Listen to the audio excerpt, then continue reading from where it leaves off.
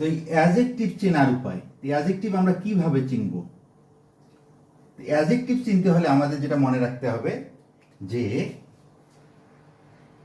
শব্দের শেষে কিছু শব্দাংশ থাকবে, কিছু প্রিফিক্স থাকবে। তাহলে এই প্রিফিক্সগুলো দেখেই বুঝতে পারবো এগুলো অ্যাজেক্টিভ।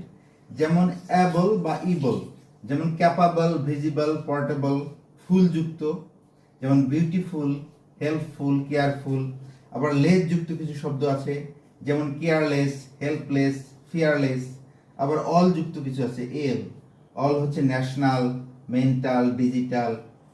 আজ, এই ও ইউ আজ যুক্ত শব্দ যেমন ফেমাস, ডেঞ্জারাস, পায়াস, এগুলো সবই অ্যাডজেক্টিভ।